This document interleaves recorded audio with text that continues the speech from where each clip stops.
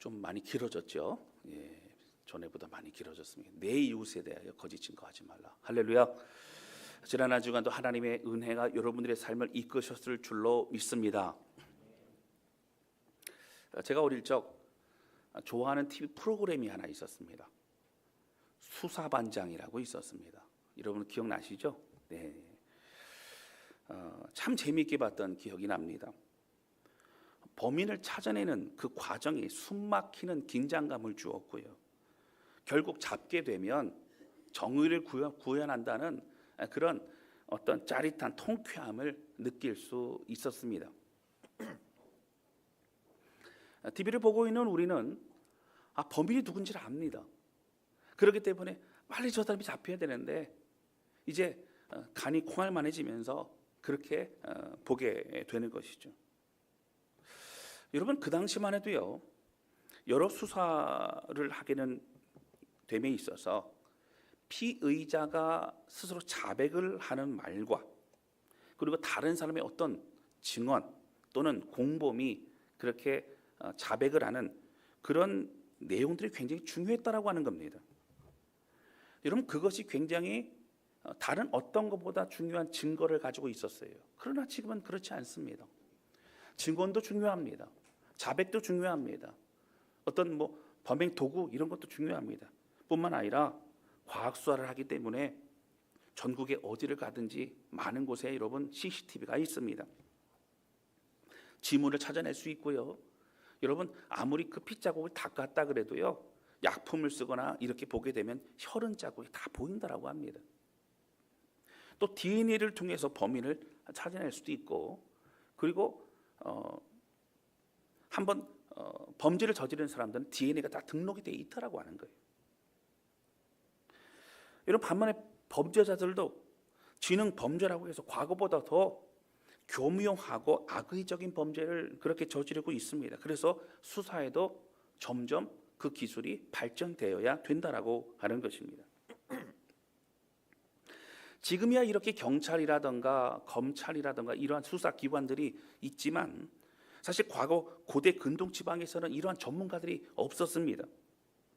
사람들의 증언이 대부분의 증거로 채택되었던 그러한 시대였다고 하는 것입니다. 이런 배경 속에서 오늘 본문의 말씀 10계명 9번째 계명으로 내 이웃에 대하여 거짓 증거하지 말라라는 말씀을 함께 나누고자 합니다. 여러분 계속해서 간음하지 말라, 살인하지 말라, 이렇게 말씀을 전하다가 오늘 조금 길어졌죠.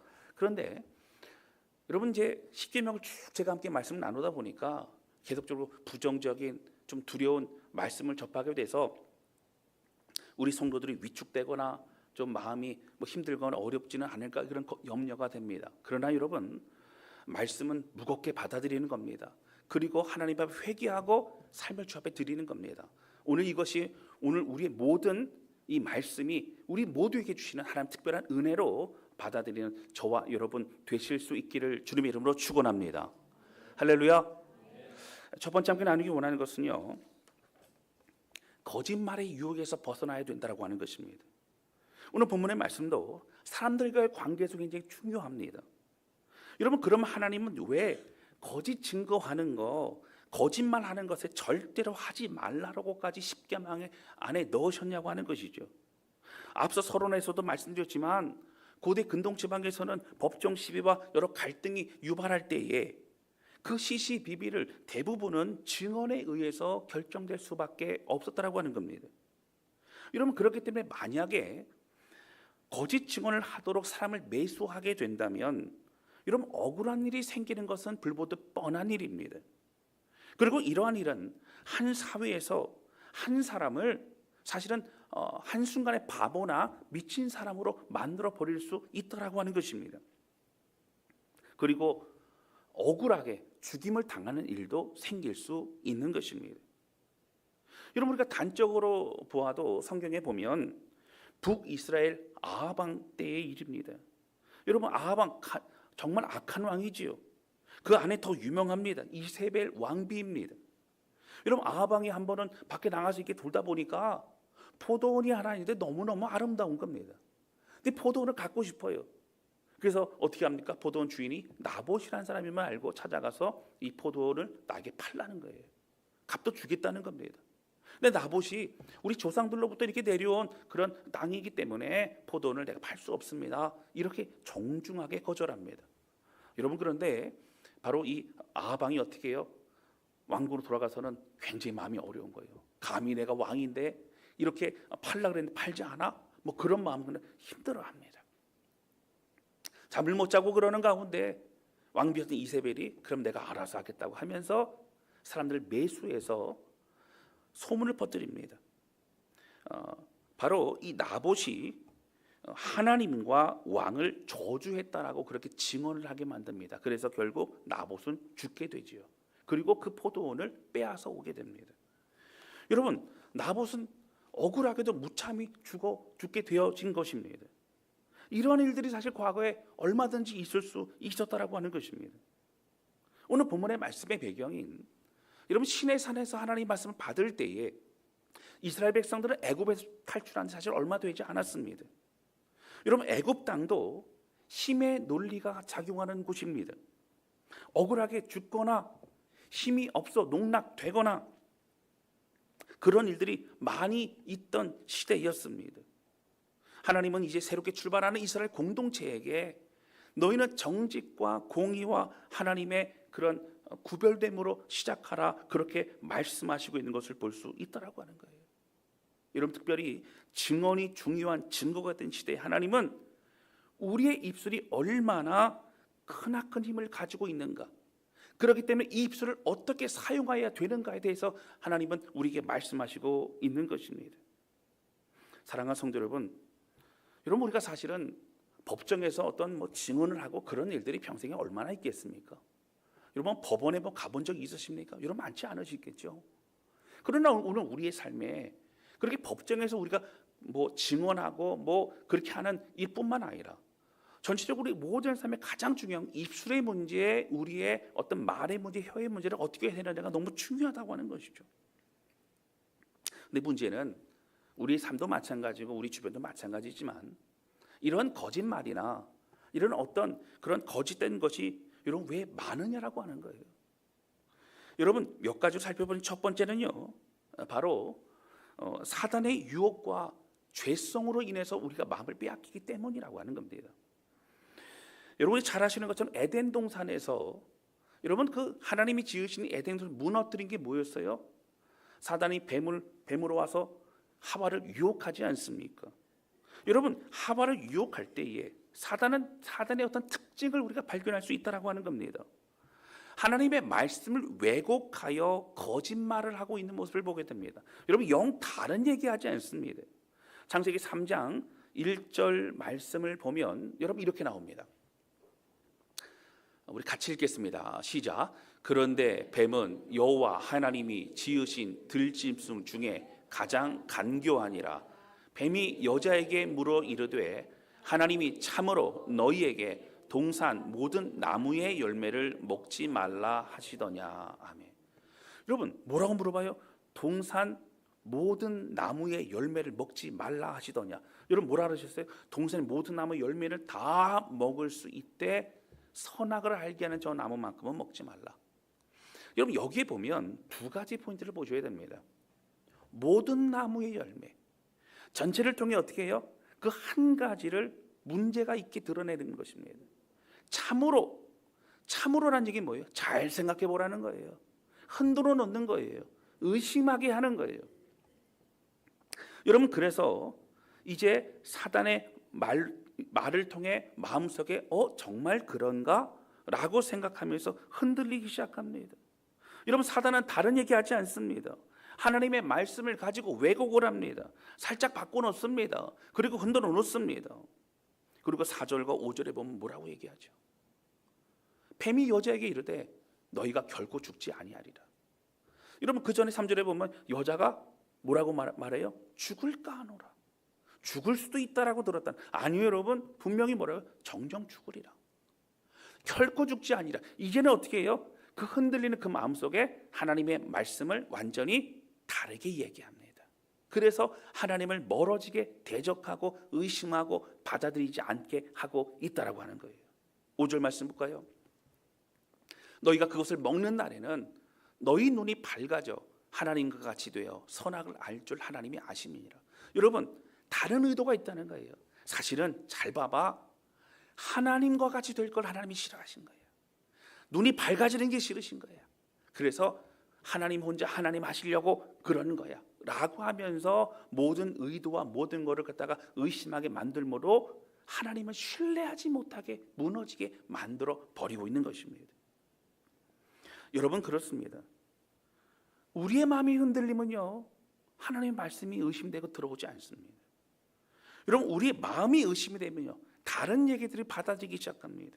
그리고 그 이야기를 진리인 양 생각할 수도 있게 된다라고 하는 거예요. 여러분, 비슷한 형태로 오기 때문에 우리는 유혹에 빠지는 것입니다. 요한복음 8장 44절에 보면 여러분 이런 말씀이 있습니다. 너희는 너희 아비 마귀에게서 났으니 너희 아비의 욕심대로 너희도 행하고자 하느니라. 여러분, 예수 그리스도를 알기 이전에는 여러분 어떻게 된다고요? 우리가 사단의 그 종로로 타던 그런 모습이라고 하는 것이죠. 그렇기 때문에 사단이 행했던 어떤 모습, 거짓과 유혹과 이런 모든 그런 것을 따라 살아가는 그런 모습이 우리 남아 있다는 겁니다. 그는 처음부터 살인하는 자요, 진리가 그 속에 없으므로 진리에 서지 못하고 거짓을 말할 때마다 제 것으로 말하나니 이는 그가 거짓말쟁이요 거짓의 아비가 되었습니다. 여러분, 진리를 선포하는 게 아니고 뭐라고요? 사단은요, 자기 얘기를 하는데 자기 하고 싶은 얘기를 한다는 거예요. 여러분, 우리가 믿음의 길을 걸어가고 예수를 믿는다 할지라도 과거의 습성, 애굽 땅에 나온 지 얼마 안 됐거나 아니면 애굽 땅의 그 모든 그 삶의 그런 형태를 유지하고 있다면 오늘 하나님 말씀하시는 새로운 믿음의 공동체의 삶이 달라지지 않는다라고 하는 것이죠. 여러분, 우리는 잘 분별해야 됩니다. 여러분, 우리의 모습 속에서도 우리의 생각 속에서도 여러분 이러한 연약한 모습이 있을 수 있습니다. 우리 주변 사람들을 통해서도 여러분 이런 일들이 많이 일어납니다. 세상에서는 비일비재합니다. 여러분, 잘 분별해야 됩니다. 여러분, 이야기를 끝까지 잘 들어봐야 됩니다. 그럼 그 의도가 무엇인지 우리는 알게 된다라고 하는 거예요. 다른 의도가 있다고 하는 것입니다. 여러분, 세상뿐만 아니라 교회 공동체 안에서도 다른 사람들을 걱정해 준다고 하면서 결국은 비난과 부정적인 이야기를 하는 사람들도 굉장히 많다라고 하는 것이죠. 다른 사람의 부끄러움을 들추고 안타까운 이야기를 하면서 우리는 상대적으로 우리 자신이 조금 더 나은 존재라고 하는 것에 만족해 하는 것입니다. 다른 사람들의 불행이 우리의 위로가 되는 거예요. 여러분, 악한 것이죠. 우리 자신이 가장 좋은 사람이요 가장 능력자임을 드러내고 싶어하는 것이 죄성입니다. 이것이 바로 자기 중심성이라고 하는 거예요. 교만함이죠. 자랑하고 싶어합니다. 자신을 높이고 싶어합니다. 이러한 사람들은 늘 비교하며 살아가죠. 여러분, 비교한다는 게 뭐예요? 세상 사람들과 함께 여러분 계속 비교하면서 조금 더 나은 것이 있으면 자랑합니다. 조금 더 못한 것이면 낙심합니다. 여러분, 이런 것이 비교로 살아가는 거예요. 하나님을 바라보는 게 아닙니다. 여러분, 익명성을 보장하는 온라인 상에서 얼마나 많은 사람들이 비난과 욕설을 합니까? 여러분, 정치 기사와 다른 여러 사람들의 잘못된 모습과 다른 기사들이 있을 때 우리가 비난할 수 있어요. 그런데 그 비난의 도가 지나칩니다. 지역적인 비하, 그리고 이런 입에 담을 수 없는 그런 내용들을 보면 사실 자신의 신분이나 자신의 얼굴을 드러낸다면 여러분 그렇게 말할 수 있을까? 이런 글들이 참 너무나 많다고 하는 것이죠. 여러분, 비난하고 그렇게 하면서 어떻게 됩니까? 내가 판단자가 되는 거예요. 내가 심판자가 되는 거예요. 나는 상대적으로 나는 괜찮은 사람인 걸로 생각을 하는 것이죠. 여러분, 이러한 모습이 지나치다 보면 계속되다 보면 늘 컴퓨터 앞에만 있는 거예요. 그것이 습관이 되는 겁니다. 여러분, 인터넷 기사에 달린 댓글들을 보면 참 안타깝지요. 그런데 여러분, 우리가 여러 그런 안타까운 기사들을 우리가 접할 때마다 뭘 해야 돼? 먼저 해야 될 것은 우리 안에 있는 우리 또한 연약한 존재임을 인정하고 그렇지 않는 삶을 살기 위해서 결단해야 된다라고 하는 것입니다. 댓글로 비난하기 전에 이런 모습을 우리는 가질 수 있어야 된다라고 하는 거예요. 바로 그게 우리 그리스도인들의 삶이라고 하는 것입니다. 할렐루야. 여러분, 그러면 이런 거짓말이나 이런 것이 왜 우리 삶이 많습니까? 두 번째는요, 자기 보호와 이익 추구를 위해서 그렇습니다. 잠언 12장 22절 말씀에 보면 여러분 이렇게 나옵니다. 우리 같이 읽겠습니다. 시작. 거짓 입술은 여호와께 미움을 받아도 진실하게 행하는 자는 그의 기뻐하심을 받느니라. 아멘. 거짓 입술은 여호와께 미움을 받아도 진실하게 행하는 자는 그의 기뻐하심을 받느니라. 여러분, 사실 이 거짓과 진실은 누구만 아세요? 하나님만이 아시고 우리 자신만이 아는 거예요. 너무도 무서운 말씀입니다. 여러분, 앞에서도 언급했지만 우리가 거짓말을 하고 왜곡하는 것은 자신의 여러 유익을 취하기 위해서인 경우가 굉장히 많다라고 하는 거예요. 여러분, 대표적으로 사기를 치는 게 무엇이죠? 거짓말을 하는 겁니다. 다른 사람의 돈을 내가 취하려고 하는 거예요. 빼앗으려고 하는 겁니다. 그런데 여러분, 사기가 얼마나 나쁜 죄인가 여러분 생각해 봐야 됩니다. 바로 그것은 뭐 사기를 당한 사람도 뭔가 사실은 좀 더 주의하고 그래야 될 필요도 있습니다. 그래서 케이스 바이 케이스 다릅니다. 그러나 한 가지 중요한 건 뭐예요? 그 사람을 믿었기 때문에 돈을 빌려주거나 그 사람을 믿었기 때문에 투자를 했거나 여러분 그랬다는 거예요. 그 믿음을 짓밟아 버리는 거예요. 그 신뢰를 짓밟아 버립니다. 여러분, 왜 사기를 당하고 분노하죠? 내 돈이 이제 없어지거나 빼앗기거나 그 때문에 분노하는 것도 크지만 어떻게 저럴 수 있는가에 대한 그런 분노가 마음을 힘들게 한다는 거예요.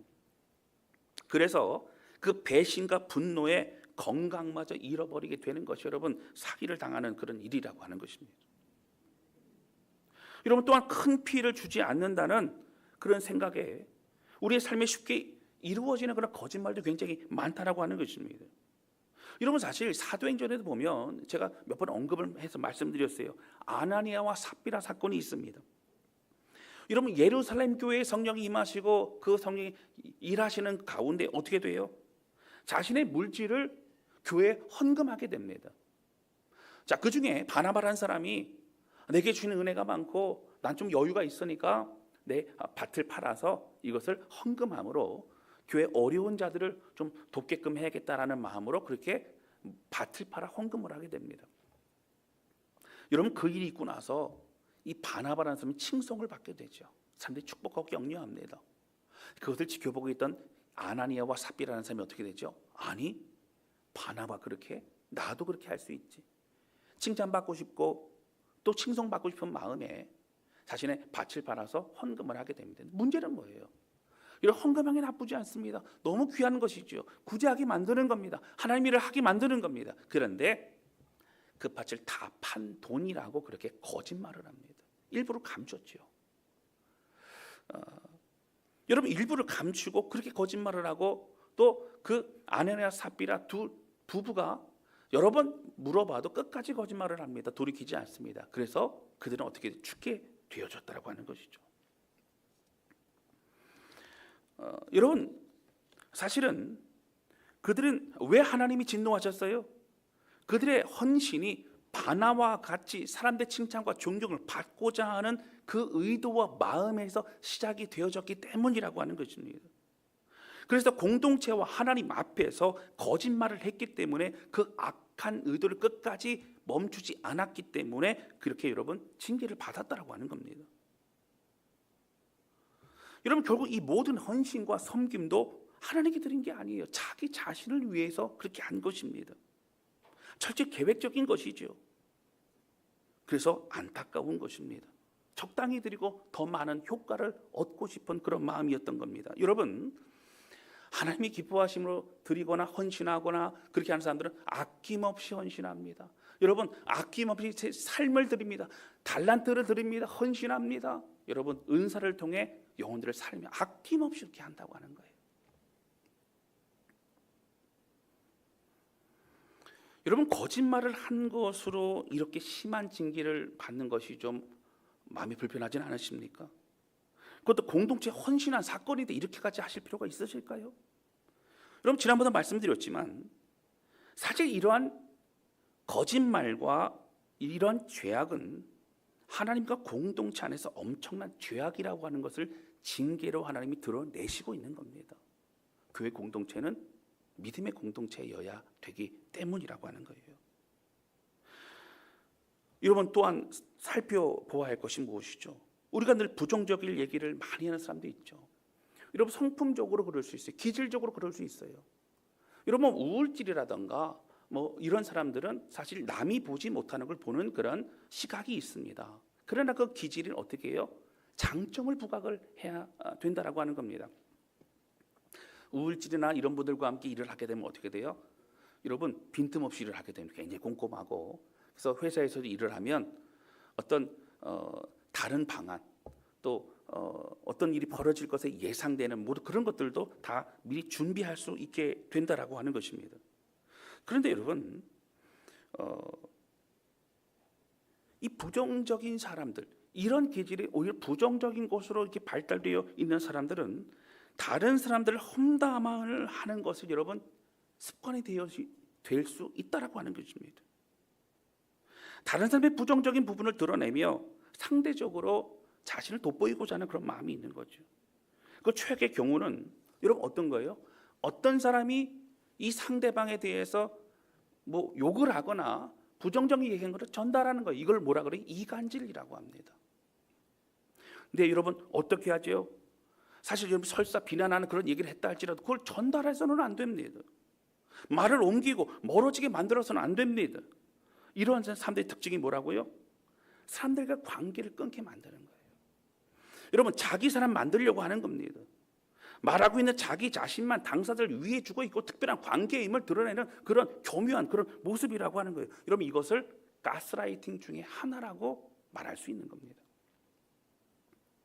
여러분 그 상대방을 분노하게 만듭니다. 그 사람과 멀어지게 만듭니다.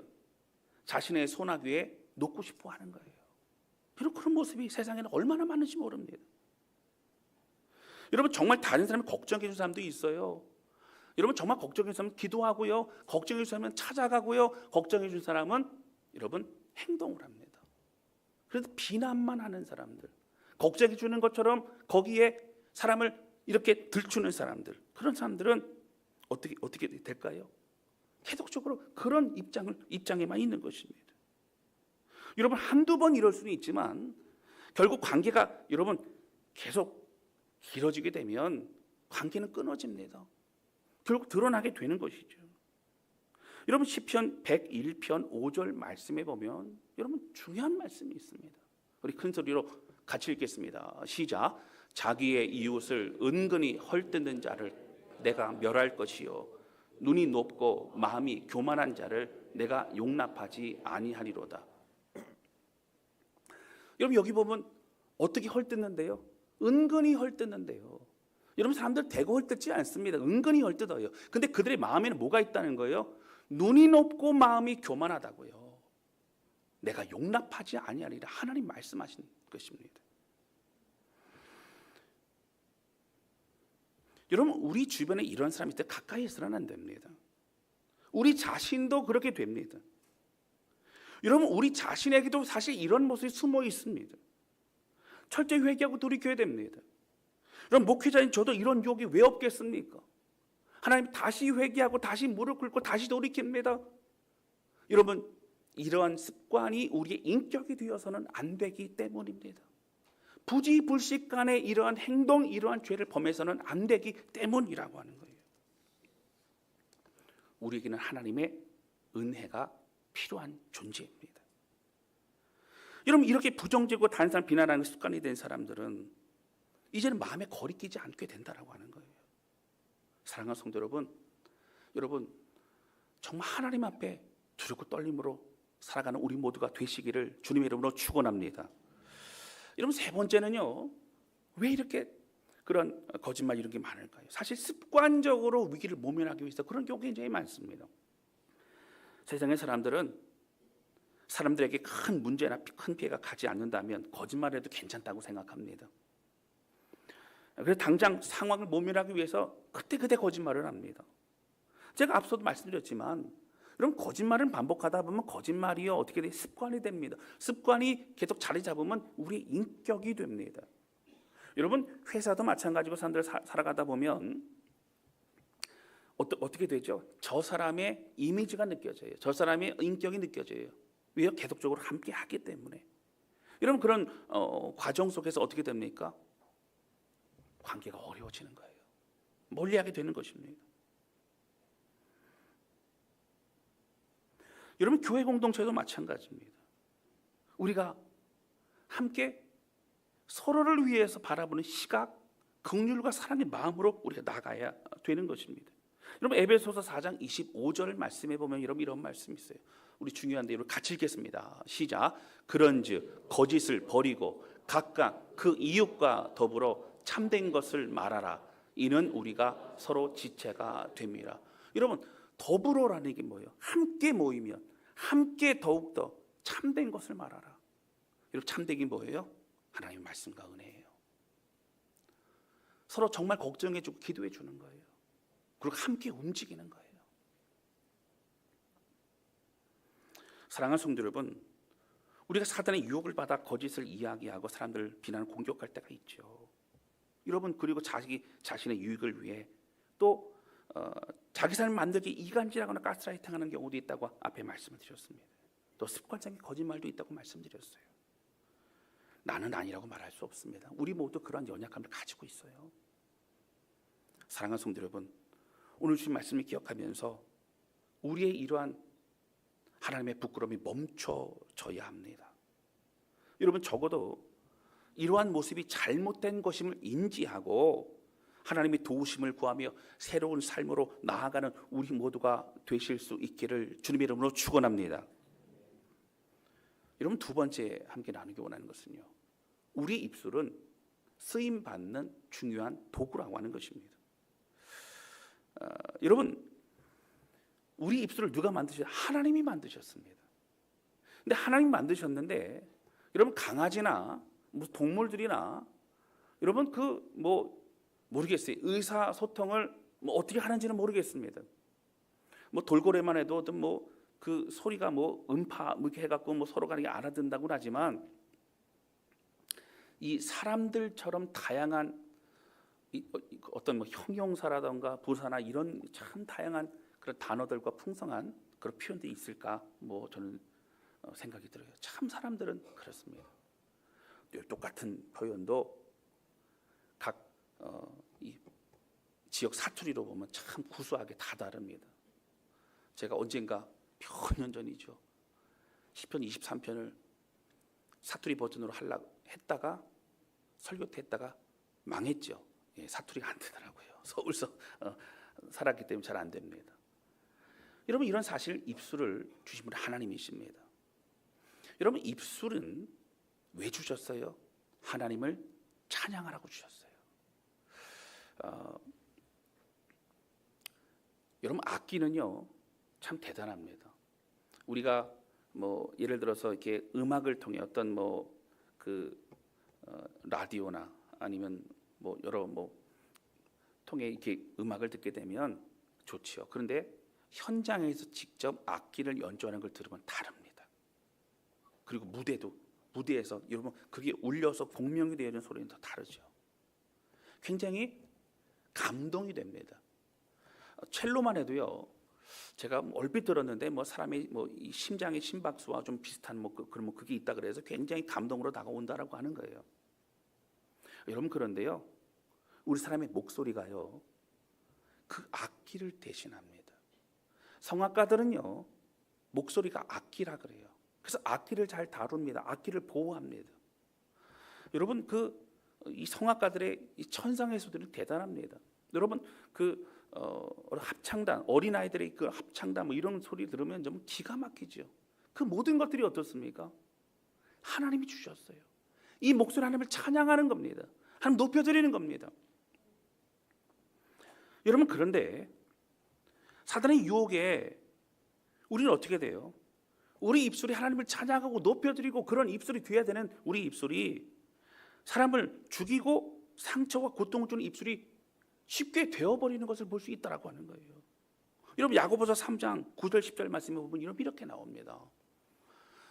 이것으로 우리가 주 아버지를 찬송하고 또 이것으로 하나님의 형상대로 지음을 받은 사람을 저주하나니. 여러분 이것이 뭐예요? 입술입니다. 여러분 10절입니다. 한 입에서 찬송과 저주가 나오는도다. 내 형제들아 이것이 마땅하지 아니하니라. 여러분 초대교회도 마찬가지고 지금도 마찬가지고 여러분 기독교 역사 속에도 마찬가지입니다. 끊임없이 우리 입술에 연약함을 가지고 우리는 싸워야 된다라고 하는 거예요.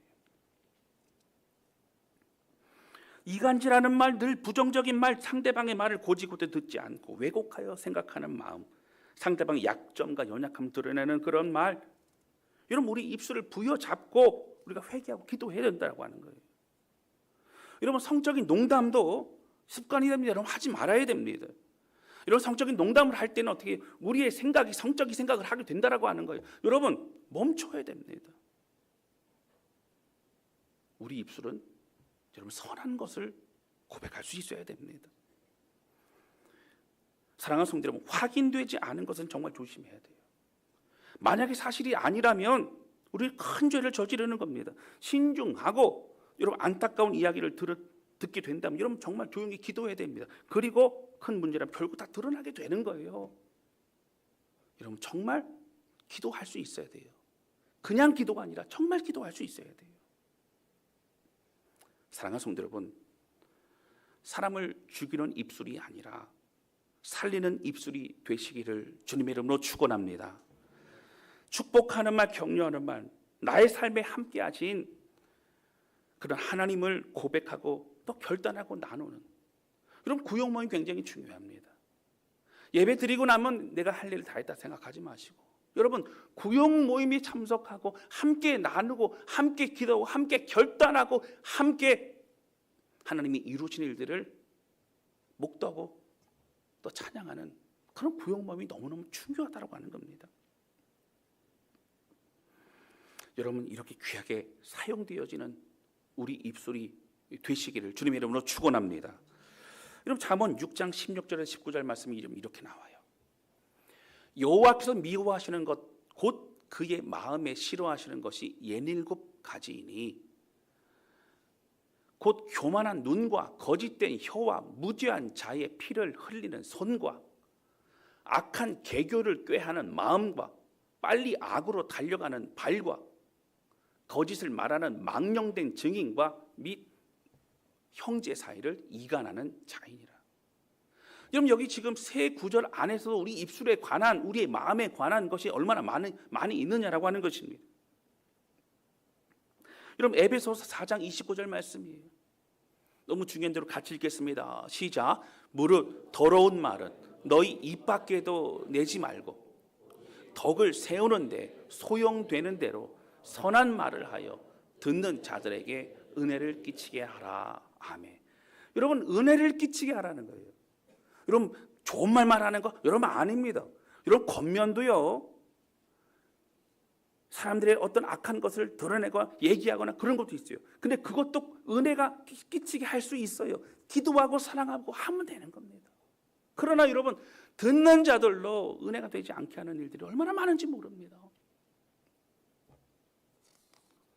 이런 마태복음 12장 36절 37절 말씀이에요. 무서운 얘기입니다. 우리 같이 읽겠습니다. 시작. 내가 너희에게 이르노니 사람이 무슨 무익한 말을 하든지 심판날에 이에 대하여 신문을 받으리니 내 말로 의롭다함을 받고 내 말로 정죄함을 받으리라. 여러분 오늘 우리가 말하는 모든 것들 하나님이 들으신다는 거예요.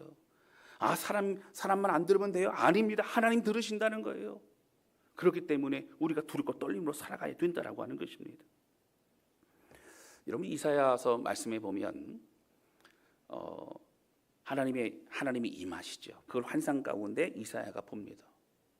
여러분 하나님을 보니까 얼마나 그 영광과 그 광채와 그런 모습에 너무너무 기가 막혀서 막 바라봤어요. 그러다 갑자기 겁이 났어요. 여러분 죄인인 우리가 하나님 바라보면 죽습니다. 구약시대 그랬죠. 근데 가장 먼저 이사야 고백했던 건 뭐예요? 화로다 망하게 되었다. 여러분 입술의 죄에 대해서 그가 먼저 눈물을 흘립니다. 그랬더니 어떻게 해요? 천사가 제단의 숯을 가지고 이사야의 입술을 찢었어요. 여러분, 제단 숯불 내 입술에 대해, 여러분 이제 내가 정결함을 받은 입술로 하나님 앞에 나아갑니다 라고 고백을 하죠. 그 어떤 것보다 여러분 드러나는 것이 무엇이에요? 입술의 죄입니다. 입술로 죄를 많이 짓게 된다라고 하는 거예요. 사랑하는 성도 여러분, 두렵고 떨림으로 주 앞에 나아가는 우리 모두가 되시기를 주님의 이름으로 축원합니다. 여러분, 제가 참 좋아하는 말씀이죠. 시편 19편 14절입니다. 우리 큰 목소리로 같이 읽겠습니다. 시작. 나의 반석이시요 나의 구속자이신 여호와여, 내 입의 말과 마음의 묵상이 주님 앞에 연락되기를 원하나이다. 하나님, 나의 말과 내 마음의 묵상, 내가 생각하고 내가 하루 종일 하나님 말씀의 은혜로 인해 나아가는 이 모든 건 하나님께 다 드려지길 원합니다. 여러분, 하나님이 받으실 만한 우리의 삶, 하나님 받으실 만한 우리의 마음, 우리의 묵상, 우리의 고백이 되시기를 주님의 이름으로 축원합니다. 여러분, 제가 오늘 말씀을 준비하면서 또 십계명의 말씀 계속 나누면서 참 무거운 말씀이죠.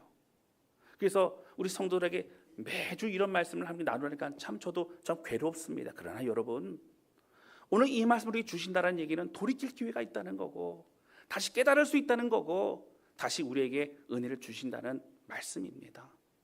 여러분, 우리 입술, 우리의 마음을 좀 하나님께 드림으로 하나님 받으실 만한 아름다운 그런 인생, 열매 맺는 인생 우리 모두가 되실 수 있기를 주님의 이름으로 축원합니다. 여러분, 하나님의 말씀을 붙잡고 진리를 붙잡으면 어떻게 된다고요? 요한복음 8장 32절에 보면 진리를 알지니 진리가 너희를 자유롭게 하리라. 하나님의 말씀과 은혜 안에만 거하는 모든 성도들 되실 수 있기를 주님의 이름으로 축원합니다.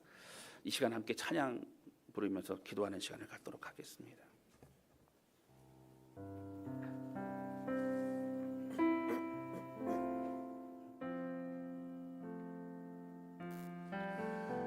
여러분, 말씀을 들을 때에 들리면 은혜입니다. 말씀을 들을 때에 찔리면 은혜입니다. 깨달아지면 은혜입니다. 이런 목회자의 저는 완벽하게 그렇지 않습니다. 저도 날마다 무릎 꿇습니다. 날마다 주의 은혜를 구합니다. 그래야만 살아갈 수 있습니다.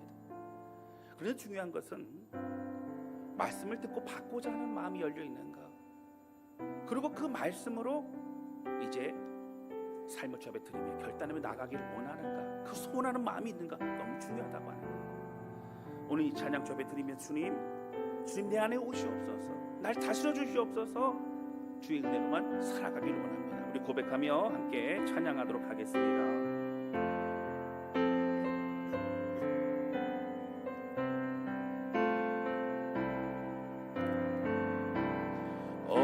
언제나 내 모습 너무나 부끄러워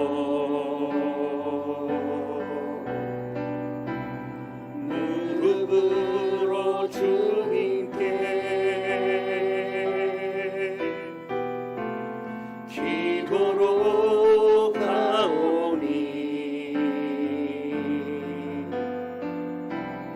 나 홀로 서 있네. 주를 내 영 깨우사 주님만 나를 깨워 내 영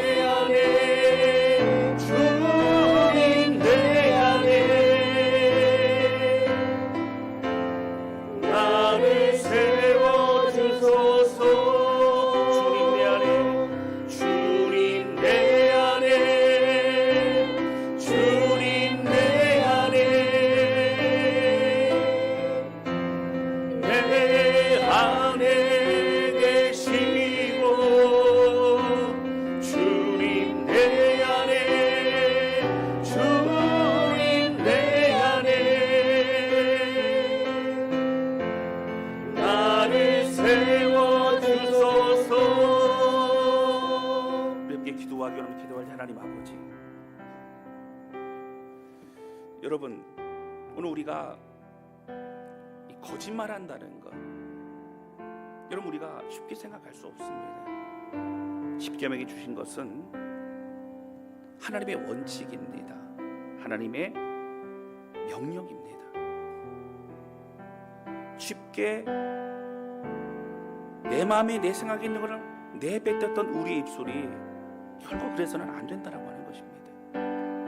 오늘 주신 말씀 기억하면서 하나님, 이 사단의 속임과 같은 우리도 그러한 모습을 보이지 않도록, 하나님 우리 자신의 유익을 위해서 이간질하고 또 부정적인 얘기를 하지 않도록, 하나님 축복 격려하는 입술이 되고 하나님 높여드리는 입술이 되고 영혼을 살리는 입술이 되고 정말 눈물로 기도하는 입술이 되길 원합니다.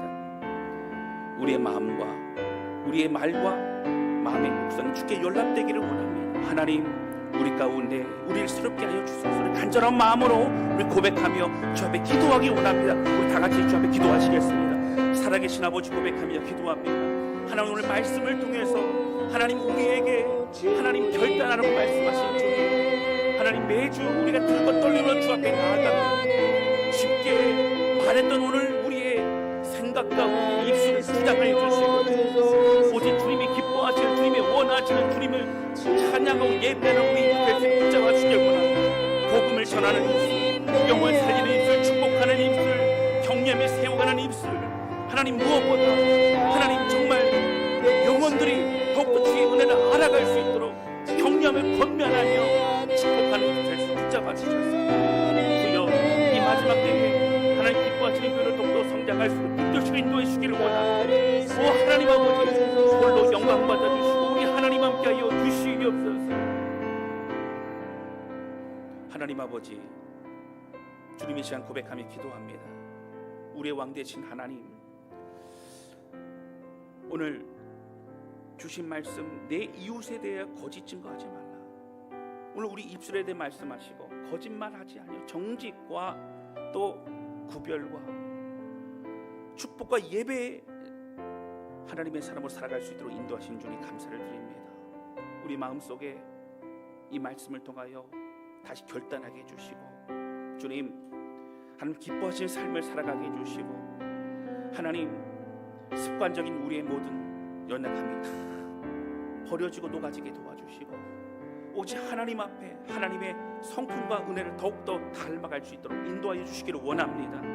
이 시간 고백하고 함께한 모든 성도들 좀 임하여 주셔서 매 순간 주의 말씀으로 승리케 하여 주시옵소서. 우리 주님 감사합니다. 예수님의 이름으로 기도하였습니다. 아멘.